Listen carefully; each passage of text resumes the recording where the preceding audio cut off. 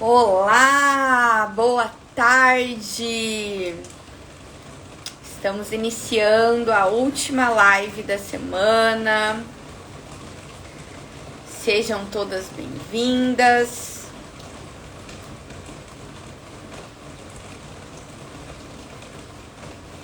Vamos lá, vamos lá.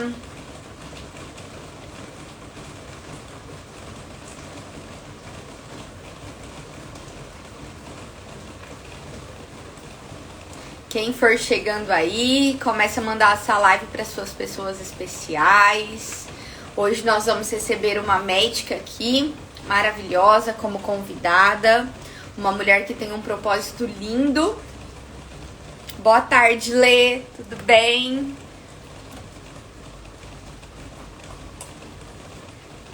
Gente, vai dando uma chuva de coração aí. Senta o dedo nesse coração pro Instagram entender que essa live é muito importante.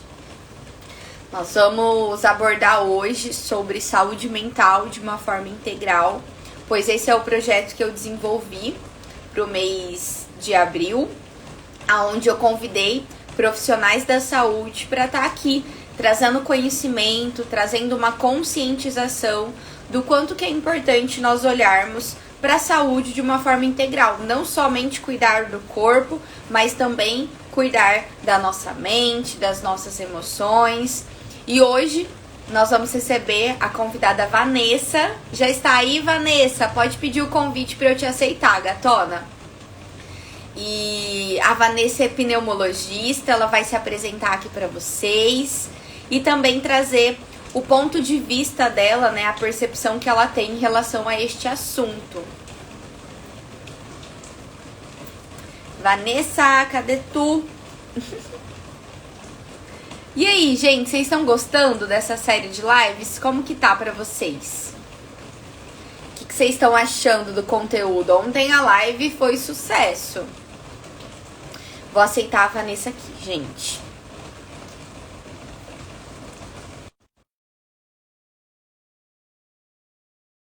E...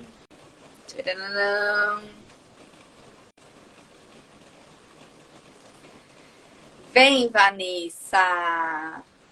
Oi, oi, bom dia, boa tarde, né? Meio do caminho, bom dia, boa tarde.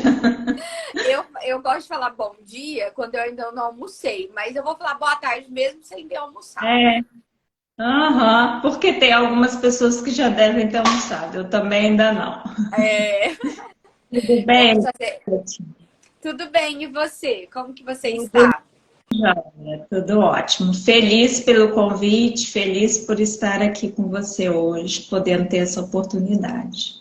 Imagina, eu que te agradeço, é uma honra falar com você, né? A gente se conectou através do Clube da Mente, através da Operação CEO, e eu fiquei muito feliz de conhecer a tua abordagem, o teu propósito.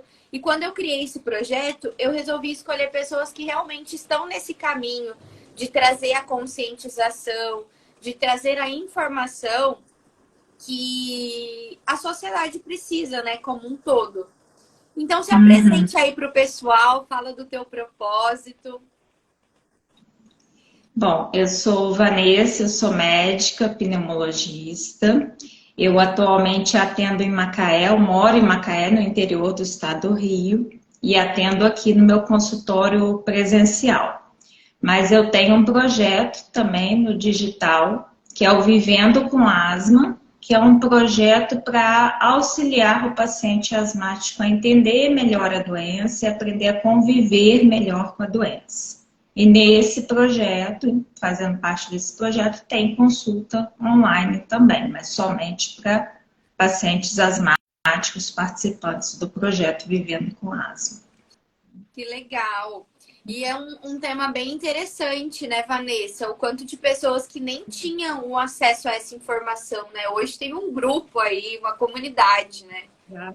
Exatamente, exatamente. Isso nasceu, né, esse propósito de criar o curso. Inicialmente era só um curso, a minha ideia era fazer só um curso e foi aumentando cada vez mais, né? Por isso que hoje em dia chama projeto e não mais somente Vivendo com Asma, é projeto Vivendo com Asma, Porque tem o curso, tem a mentoria, tem o e-book, tem o projeto completo com o curso, a mentoria, o e-book e as consultas. Então, está acessível para todo mundo, né? Desde o e-book, que é o mais barato, até o mais top, que tem acesso a mais coisas, né?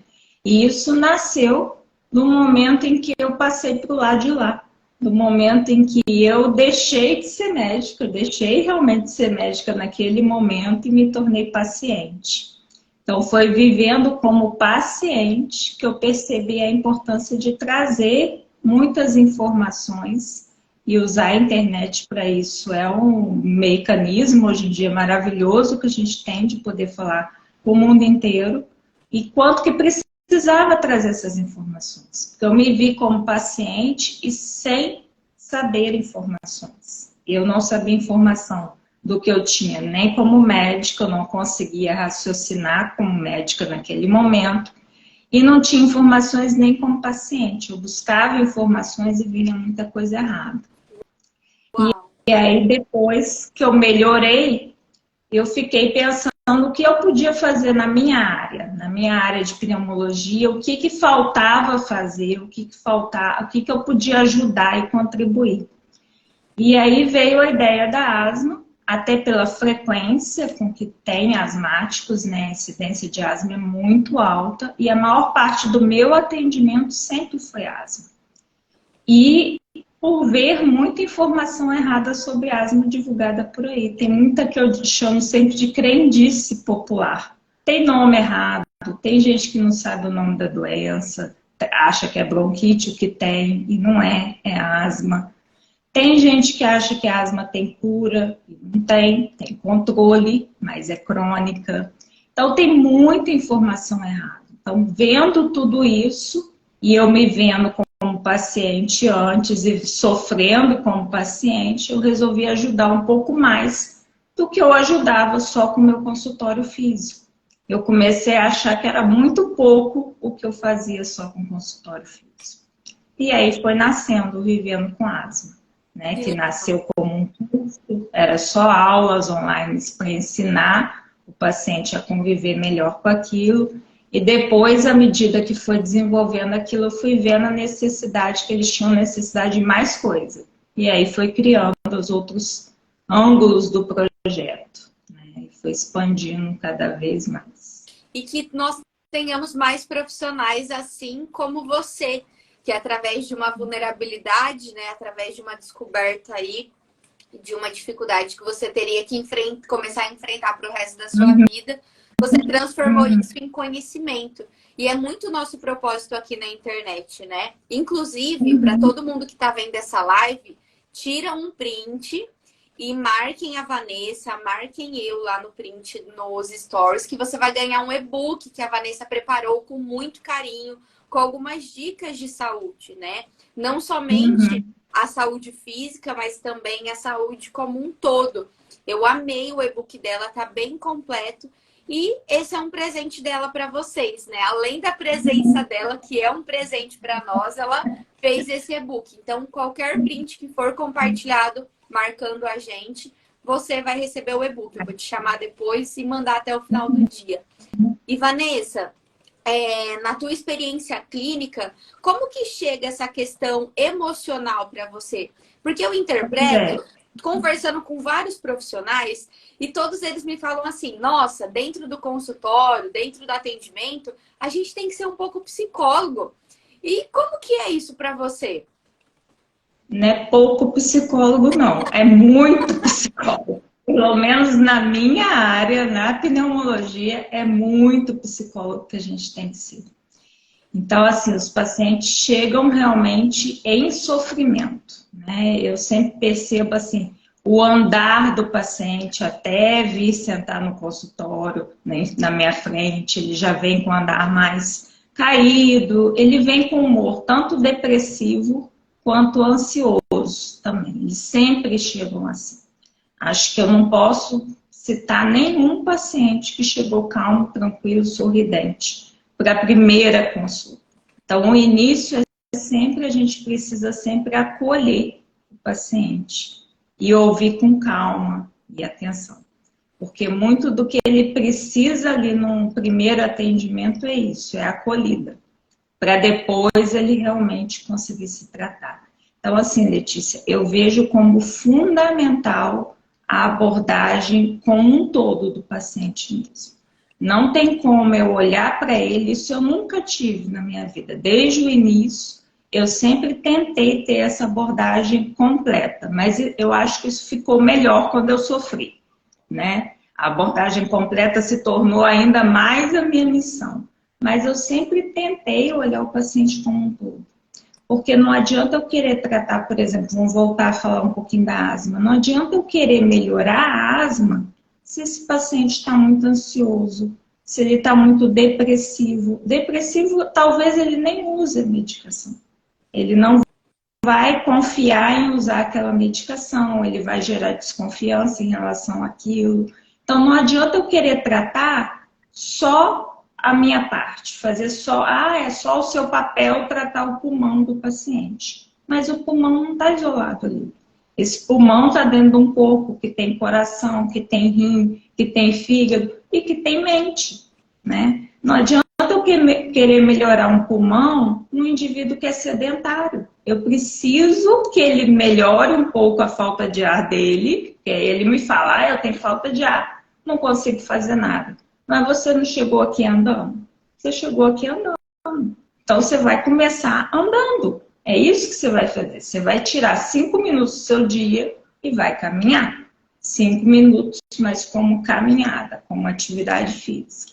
E aí no dia seguinte vai andar 10 minutos, vai aumentando à medida que for melhorando. Eu tenho que fazer o paciente entender isso, que ele precisa tratar o pulmão. Talvez com medicamentos, nem sempre com medicamentos, não é todo paciente que sai daqui com uma receita de remédio, depende, cada caso é um caso. E eu preciso orientar ele para fazer atividade física, para cuidar da alimentação dele. Não adianta, se ele está, por exemplo, com o emocional abalado, ansioso, tomar café o dia inteiro.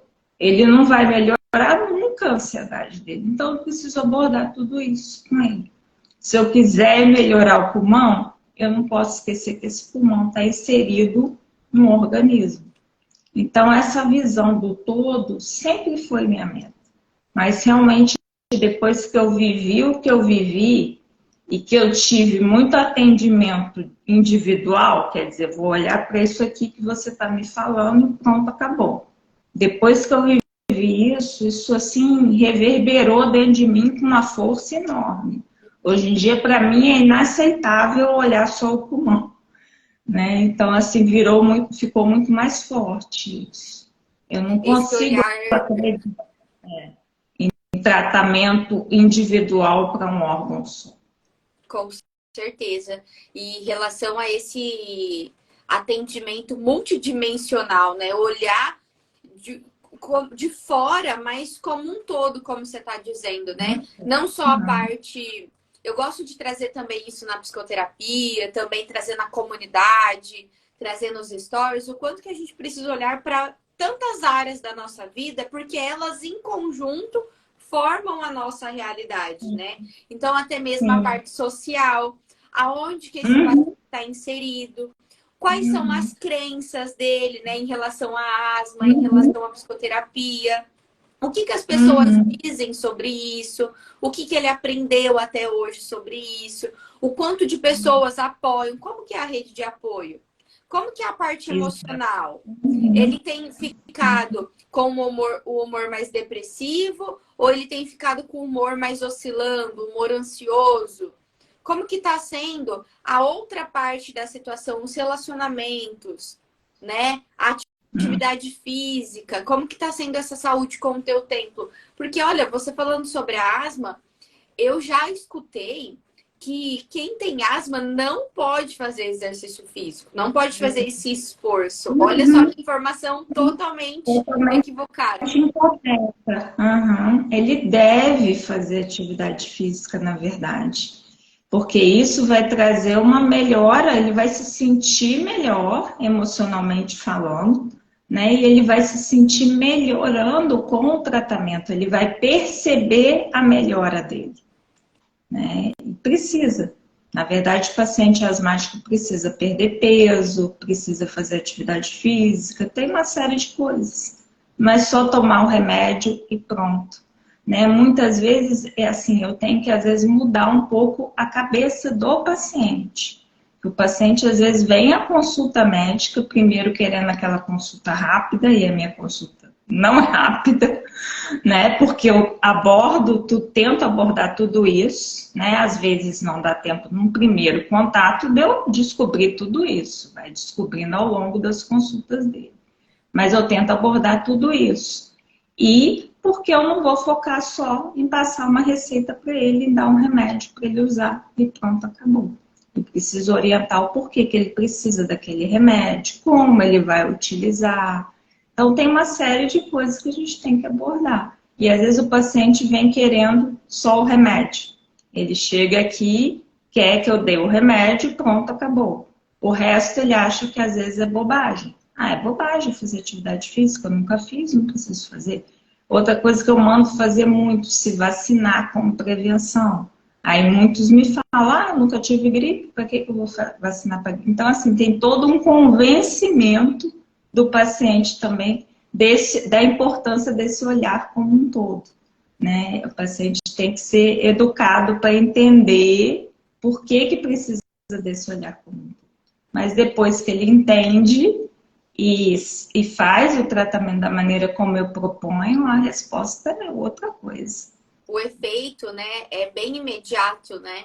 Mas você falou da medicação e linkou muito com a realidade que eu vivo e também com os papos que eu já bati com outros profissionais. O paciente, né, seja de qualquer área, nutrição, atividade física, né, no caso personal, a questão da pneumologia e também a questão da psicologia, o paciente, o cliente, ele vem com essa questão da medicação, como se uma caixinha fosse uma pílula milagrosa. Olha, tome isso daqui de 8 em 8 horas e todos os seus problemas serão eliminados. Também tem muito isso na terapia, né? Não tem um remédio, doutora, para eu tomar e a minha ansiedade passar? Eu queria eliminar a ansiedade da minha vida, eu não queria mais passar por isso. E aí eu até levo em brincadeira que eu tenho um remédio para indicar que chama consciência. Esse remédio não vende na farmácia. Você começa a desenvolver ele de dentro para fora.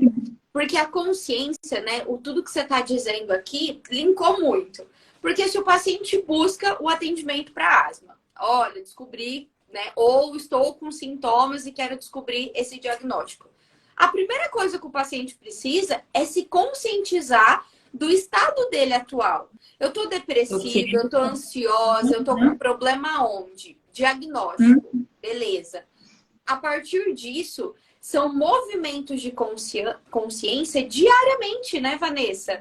Se você tá fazendo terapia, autorreflexão, fazer uma meditação, procurar autoconhecimento, não só na terapia, mas em livros, em hobby.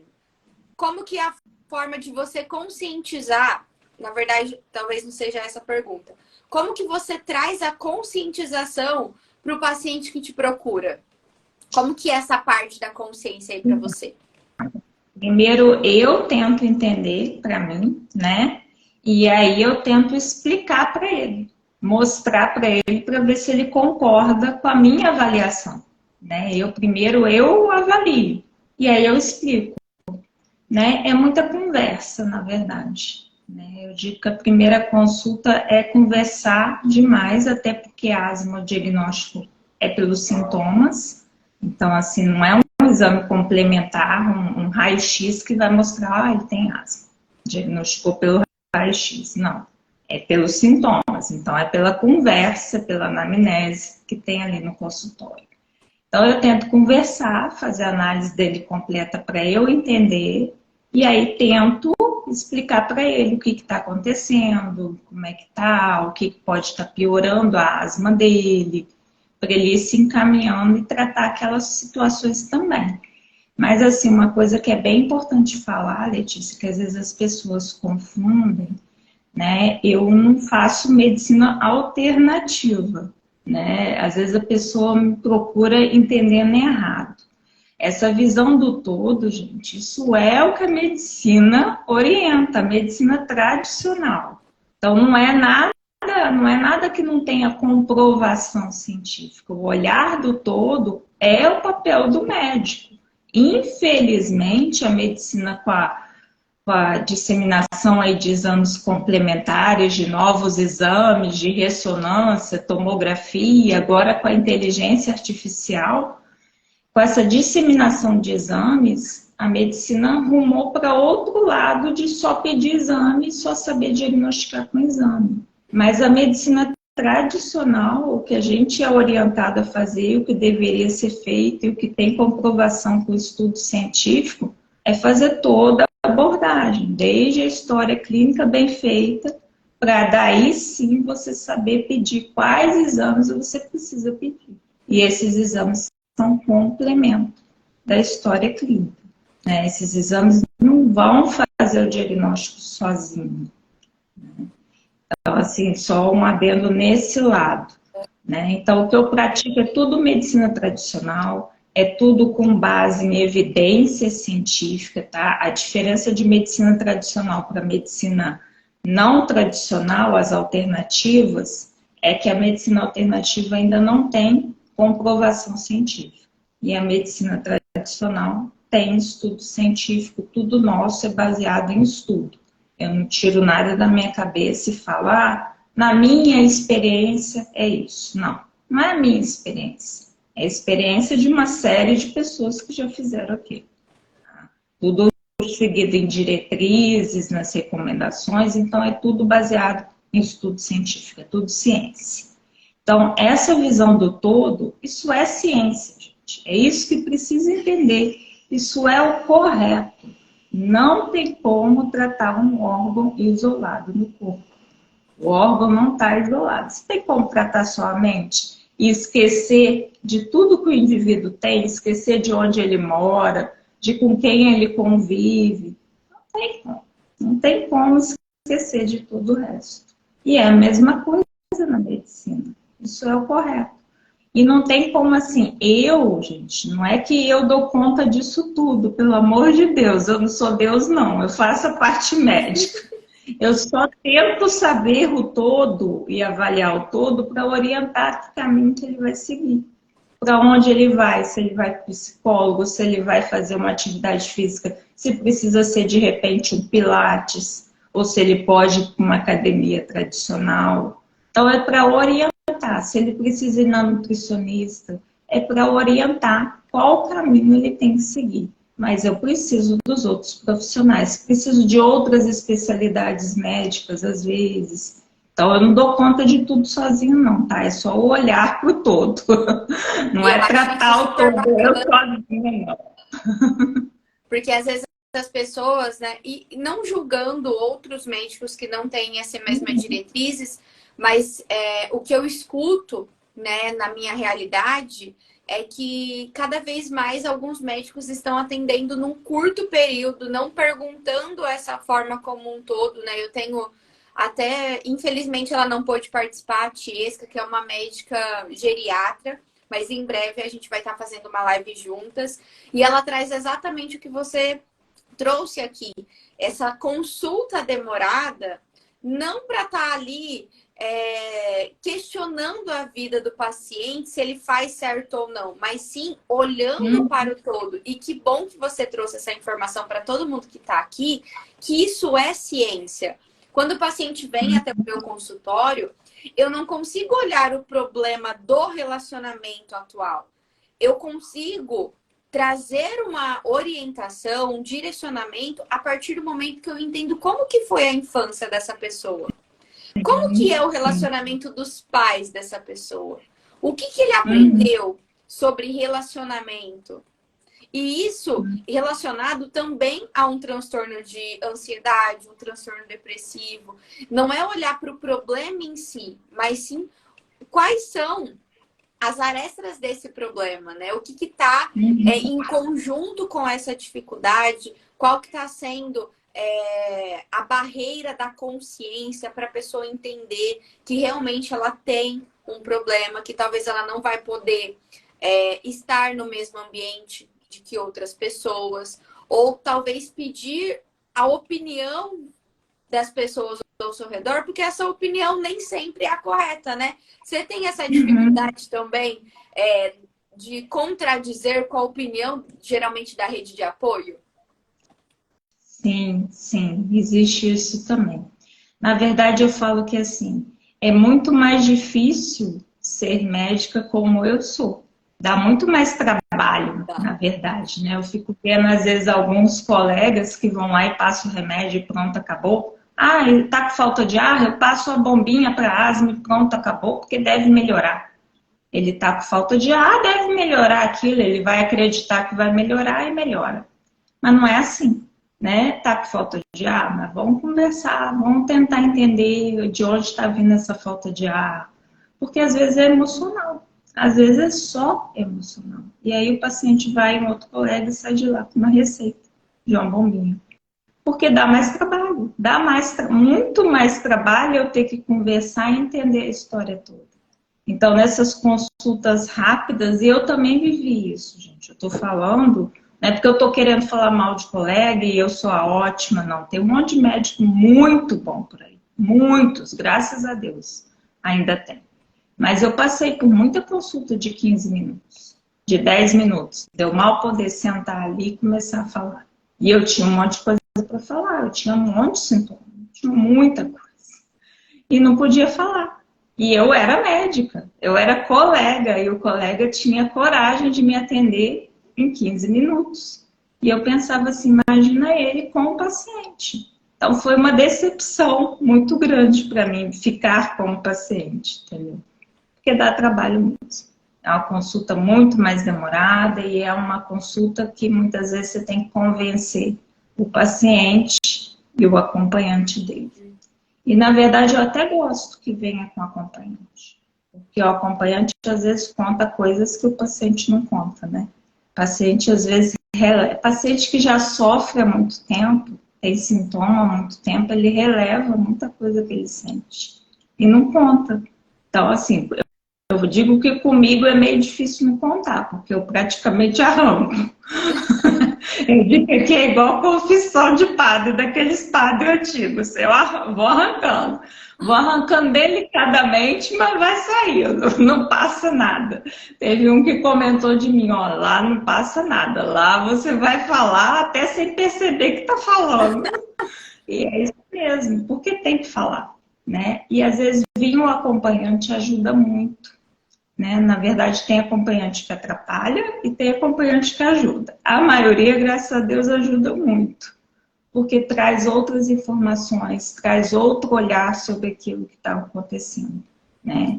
E às vezes o acompanhante ajuda assim, porque tem um passo de eu ensinar como é que usa a medicação, que a medicação não é simplesmente tomar. Então, o acompanhante às vezes entende melhor que o paciente, porque está mais tranquilo que o paciente. O paciente, às vezes, na consulta está tão... Por isso que o Vivendo com Asma surgiu também. Porque ali é uma chance, fora da consulta, de aprender algumas coisas. Porque, às vezes, na consulta, o paciente não consegue aprender as coisas que precisa. Não consegue entender direito o que ele tem. Não consegue entender direito como é que vai usar o remédio, porque ele está muito ansioso. Então, assim, o Vivendo com Asma também é um ponto de apoio até para quem tem uma boa consulta, porque ensina essas coisas fora da consulta. E às vezes isso ajuda muito. Eu acredito que isso ajuda muito. No meu caso, isso me ajudou muito enquanto paciente. Foi o que me ajudou. Ter acesso à informação correta, a um curso correto, fora da consulta médica. Porque na consulta realmente, eu estava realmente igual aos pacientes. Ansiosa, não estava entendendo nada, não estava sabendo nada. Então, é isso. Vanessa, você trouxe aqui uma das suas falas que às vezes o paciente ele chega até você mais com sintomas emocionais do que realmente um diagnóstico da tua área.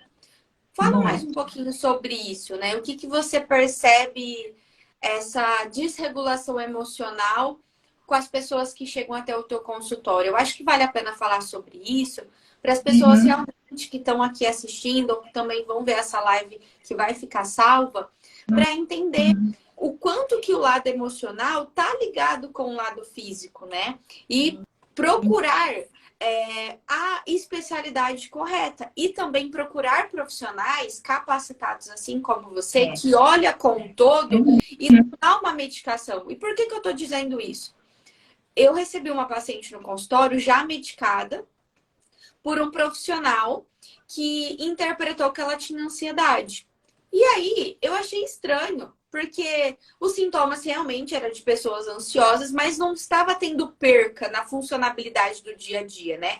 E é onde que eu percebi que talvez não tinha o diagnóstico de sintomas. E aí eu pedi para ela fazer uns exames de sangue, procurar um médico, pedir um encaminhamento para o exame de sangue. E ela estava com um problema na tireoide, que é totalmente quando está com essa disfunção, vem os sintomas. Então, como que é isso aí para você? Acontece tanto isso, né, da pessoa ter uma doença e a doença ser a causa daqueles sintomas, quanto o inverso. A pessoa não tem doença física nenhuma, mas tem um lado emocional gerando aqueles sintomas. Então, assim, o que eu vejo, tenho visto com alguma frequência, até antes a frequência era menor, mas agora tem sido bastante. Eu acredito que a pandemia tenha relação com isso. Tenho sido procurada por muitos pacientes com queixa de falta de ar. E uma falta de ar, e aí é importante até orientar, gente, uma falta de ar que ocorre desencadeada por nada, uma falta de ar espontânea, sem nenhum motivo para desencadear aquilo, isso dificilmente vai ser uma doença física. Uma doença física, a falta de ar geralmente ocorre pelo menos com algum tipo de esforço. E esse esforço vai sendo cada vez necessário um esforço menor, porque a falta de ar vai piorando. Então, por exemplo, tem que fazer um esforço de pelo menos subir um degrau, depois subir 2 degraus, entendeu? Tem que ter algum tipo de motivo para desencadear aquela falta de ar. A falta de ar que eu fico aqui sentada, de repente me vem um aperto no peito, uma falta de ar. Mas de repente, totalmente de repente, é difícil que isso seja realmente alguma doença física. Mas, assim, isso eu estou dizendo aqui rapidamente. Então, eu tenho atendido muito paciente com queixa de falta de ar, isoladamente falta de ar, sem nenhum outro sintoma e sem nenhum motivo aparente para estar desencadeando aquilo. E aí a gente tem que fazer toda a investigação. Tireoide entra na investigação, parte cardiológica, tem que ver se não está anêmico e tem que ver a função pulmonar. Então aí sim a gente tem que fazer exames complementares até para exclusão. Então é sempre importante excluir as causas físicas, mas se excluiu as causas físicas, pronto, isso deve ser emocional. Vamos tentar verificar se tem algum fator emocional, se tem alguma coisa diferente acontecendo que possa ser motivo emocional para isso agora. E aí entra a dificuldade às vezes para a gente, né? O paciente aceitar que é emocional. Graças a Deus, hoje em dia, muitos já aceitam bem isso. Mas há uns anos atrás, era muito difícil o paciente achar que alguma coisa que ele tivesse fosse emocional. Era tudo sempre físico, sempre físico. Então, às vezes, o doente saía dali, ia para outro médico. Vinha um doente, às vezes, que já foi a trocentos médicos, já foi virado de cabeça para baixo, e com uma história que você está vendo pela história que é emocional aqui. Não faz. Essa falta de aceitação, né? Eu não sei, na verdade, eu não entendo. Porque é a percepção de cada pessoa, né? O quanto que é um tabu, mesmo com a tecnologia, mesmo com vastas informações sobre o tema, o quanto que as pessoas ignoram essa parte emocional, interpretando que isso não vale a pena olhar, que é um pequeno problema familiar. Como assim isso está me desencadeando uma falta de ar? Como que uma briguinha com os meus pais, ou com a minha filha, ou com algum vizinho, ou uma discussão no serviço, pode acarretar uma enxaqueca? Eu mesmo já Exatamente. fui diagnosticada com enxaqueca emocional. E depois que eu Sim, descobri, milagrosamente, a enxaqueca melhor. desapareceu. Foi Exatamente. só a Não, consciência ali de falar, olha, você está tendo dores, você está tendo uma disfunção das suas atividades do dia a dia, por conta que você não está sabendo lidar com as pessoas que estão ao seu redor. Nessa época, eu trabalhava no CLT.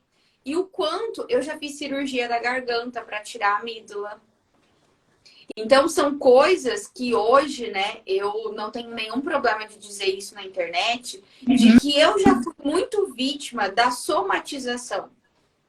sim, E por sim. isso que eu gosto de trazer essa consciência junto com a medicina, sabe? Porque eu, Uhum. que era formada, né? Não, formada não, estava estudante de psicologia, não consegui olhar para esse lado. Imagina uma pessoa que não tem um conhecimento. Tem conhecimento, exatamente. E foi a mesma situação, mais ou menos, que eu vivi, né? Só que o meu quadro de enxaqueca, que no final chegou ao diagnóstico de enxaqueca, ele se abriu durante, eu tive Covid, e aí durante o Covid eu comecei a ter os sintomas da enxaqueca. Então, durante o Covid, não, é Covid, é o Covid, é o Covid. Só que passou aquele período que na época, isso foi 2020, na época era 14 dias, passaram os 14 dias e eu continuei tendo sintomas. Eu continuei com muita dor de cabeça, muita tonteira, perda de equilíbrio, desorientação, perda de memória, dificuldade de concentração, de raciocínio. Então, com tudo isso, eu fui parar onde? No neuro, que me diagnosticou uma encefalite pós-Covid e me encheu de corticoide. E aí eu comecei a ficar pior ainda, porque aquele corticoide, acho que aumentou meu nível de cortisol, que é o hormônio do estresse, para quem não sabe. E aí, com o estresse, com a ansiedade e com a cobrança que eu estava comigo mesma, porque eu estava vivendo, era a época da pandemia, eu, enquanto pneumologista, estava sem trabalhar, porque eu estava desse jeito.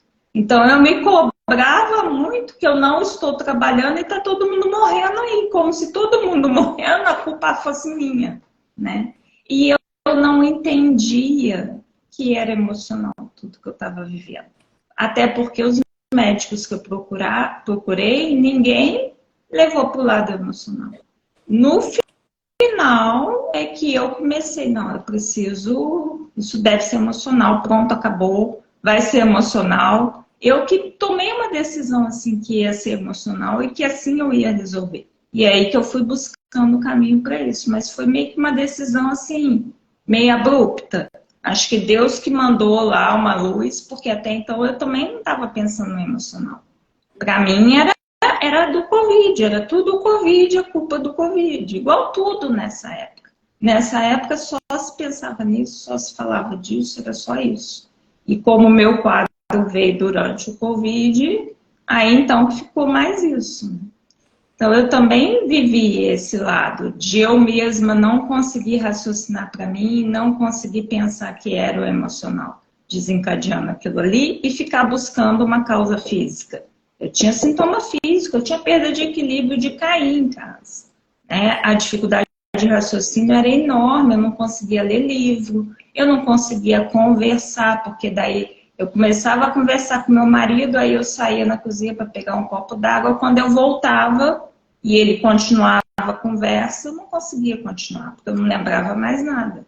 Então, como eu tinha muito esses sintomas, né, eu não aceitava, não, isso nem passava pela minha cabeça que isso era emocional. E olha que eu sempre tive esse olhar com os pacientes, mas para mim, eu não tive. Para mim, eu não consegui. E era o que faltava, né? Era o que precisava. Se eu tivesse sido atendida por um profissional que tivesse esse olhar do todo, talvez eu tivesse encontrado a solução mais cedo, né? Eu demorei muito. Isso foram 9 meses. Eu estou contando aqui rapidamente, mas foi 9 meses aí. Eu entregue em casa sem conseguir assistir uma televisão, porque eu não conseguia acompanhar novela. Se eu assistisse novela, eu não conseguia entender nada. Não lembrava mais de nenhum dos personagens. Série, muito menos. Então, tudo era difícil, tudo era difícil. Eu falei, pronto, acabou minha vida, eu não vou fazer mais nada da vida, porque o que que a gente faz quando não raciocina? Quando não consegue lembrar coisas normais, né? Eu fui ao neurologista e tinha um teste que era para desenhar no relógio 11h20, eu não tinha a menor ideia como é que desenhava, né? Era uma bolinha e você tinha que botar os números e o ponteiro. Eu não tinha a menor ideia como é que fazia aquilo. Menor ideia. Me deu vontade de falar, o meu relógio é digital. Porque assim, eu ia ficando com raiva. Eu tô rindo agora, mas eu ia ficando com muita raiva. Na verdade, eu vivi um momento de muita raiva e raiva de mim mesmo. Né? Eu ficava com raiva daquilo que eu estava vivendo, de tudo que eu estava enfrentando e não conseguindo chegar a lugar nenhum. E que bom que Mas, graças você a Deus, Deus resolveu, né? mandou a luz. Pela consciência de olhar para um outro lado. E me fica essa oportunidade de eu ressaltar aqui para vocês que o autocuidado, né, não é somente cuidado externo. É começar a se auto-observar e tirar algumas conclusões para vocês conseguirem discutir isso com um profissional. Eu já trabalhei 7 anos com médico e eu percebo que as pessoas têm um medo de falar com o médico por conta que tem essa carga de autoridade. E minhas gatas, né? Todo mundo que está escutando isso, vocês não precisam ter medo dos médicos. Vocês têm uma total liberdade e autoridade para falar sobre os seus próprios sintomas. Por isso que a autoobservação... Um minutinho, se não puder falar com o médico, se você não tiver essa oportunidade de falar com o seu médico, troque de médico. Isso é muito sério. Você precisa ter isso com o seu médico. A relação médico-paciente é fundamental. Então, outro dia até atendi a paciente, ela veio com isso. Eu não sei se eu volto mais no fulano, porque ele me passou um remédio, eu não quero usar, eu tô com medo. Eu falei, olha só, você precisa voltar no fulano, porque se ele não puder te ouvir isso, te orientar, porque você precisa do remédio, te informar, ninguém vai poder. Então, você precisa voltar no fulano e precisa ter essa liberdade de falar que está com medo. É normal o paciente ter medo, é normal tudo isso. Então, assim, ter essa liberdade para falar, eu acho fundamental, com qualquer profissional que você for tratar. Não tem como ter um relacionamento ali se não houver confiança. Então, para a relação médica... Você faz o uso do serviço desse médico, desse profissional, seja de qual área for, e você precisa ter esse sentimento e essa sensação de que eu posso falar a minha opinião aqui e tanto estar aberto de receber uma crítica, né? Uma orientação, tanto receber elogios, né? A gente não pode ter medo de falar com os profissionais. É o que eu falo para as minhas pacientes. Aqui, dentro da sessão de terapia, eu sou sua parceira. E não faz sentido você esconder as coisas, porque tudo vai... o resultado, o tratamento, ele vai muito do quanto que tem essa liberdade, essa confiança entre médico, profissional e paciente, né? E através do caso, né, que a Vanessa trouxe aí, do próprio caso dela, uma médica que pela situação, por tantas coisas que estavam acontecendo naquela época, né? A falta de informação, fecha a cidade, abre aeroporto, fecha aeroporto, modificou muito o funcionamento mental das pessoas. E a gente precisa olhar para os resquícios que ainda existem através do Covid, né? Através de uma pandemia que, sinceramente, eu nunca imaginei passar por uma situação como essa. Mas a gente passou. E a gente precisa ter essa consciência de olhar para nós mesmos e ver não só os critérios que está lá no Google, mas os critérios que realmente você está sentindo. E procurar profissionais que tenham uma escuta ativa e que tenham uma atenção olhando para o teu caso. Porque você é uma pessoa muito importante. E você precisa de pessoas que tenham essa consideração da tua importância na Terra. Então, assim, eu amei o nosso papo de hoje. eu realmente percebi que o nosso objetivo foi atingido de falar sobre a questão emocional, o quanto que isso está ligado, né, com tantos diagnósticos e o quanto que também é o contrário. Alguns diagnósticos estão totalmente ligados com a parte emocional. Então, mais uma vez, né, a gente pôde aí comprovar através desses minutos aí de conhecimento, através dessa live, que é preciso olhar não somente para a questão física, não somente para os sintomas, mas o quanto que a tua cabeça, os teus pensamentos, as tuas emoções e o teu também padrão de comportamento está ligado com esses sintomas físicos. A gente precisa começar a olhar para o nosso lado emocional e dar prioridade para ele da mesma forma de crescer um músculo. É muito importante a gente olhar para isso, não só em tomar uma medicação, mas sim tratar as causas dessas queixas, né? A gente precisa tratar da raiz, gente. Não adianta, né, Vanessa? Não adianta, não adianta. Não vou. É o que eu sempre falo, gente, precisa entender que o consultório, quando você procura um médico no consultório, é tratar a raiz. O que eu quero aqui é te trazer qualidade de vida.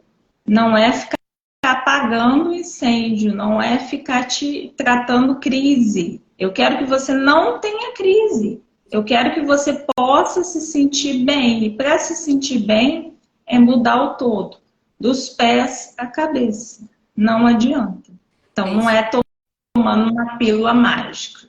Não é assim. A única pílula que vocês devem tomar é a da consciência, de olhar para esse diagnóstico, para esse sintoma, para essas situações como um todo, olhar para isso como um todo, né?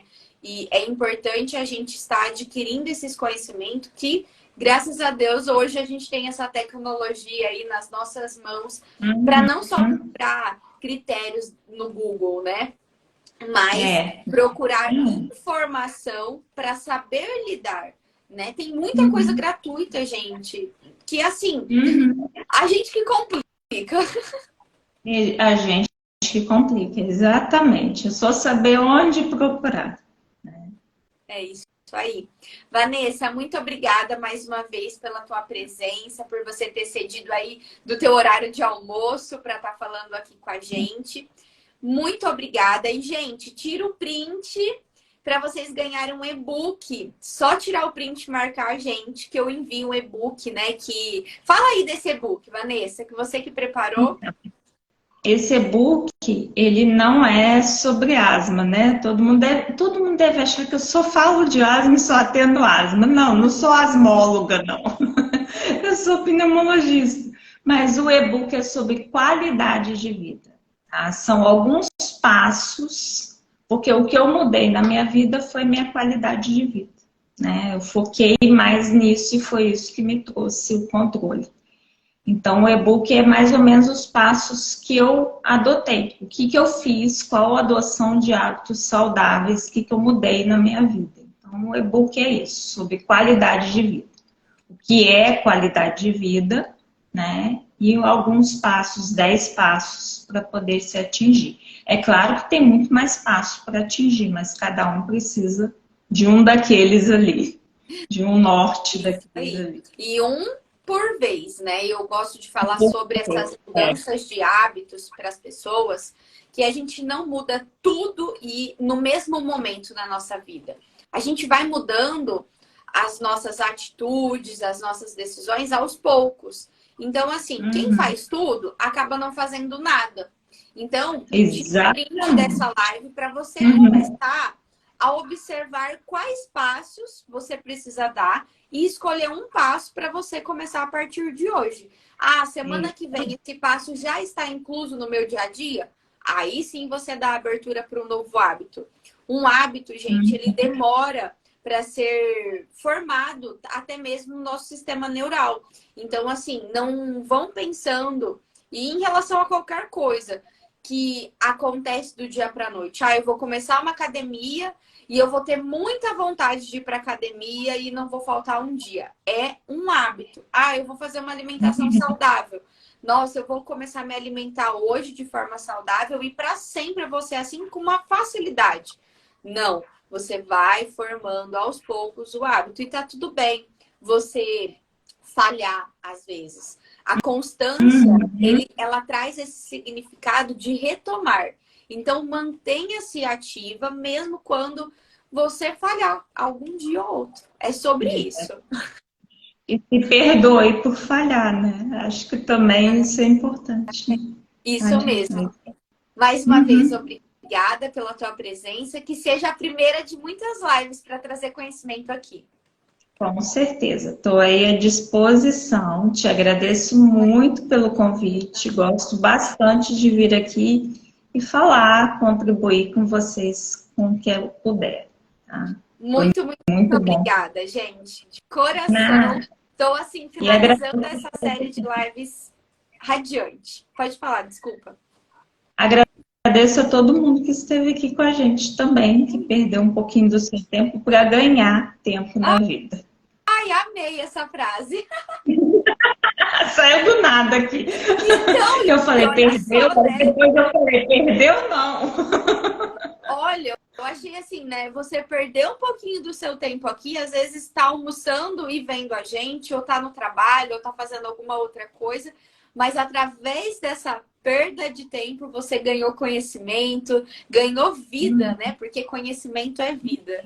Amei, você foi maravilhosa. Finalizamos assim, com chave de ouro. Obrigada, Letícia. Então, um beijo a todos. Uma boa tarde. Tchau, tchau.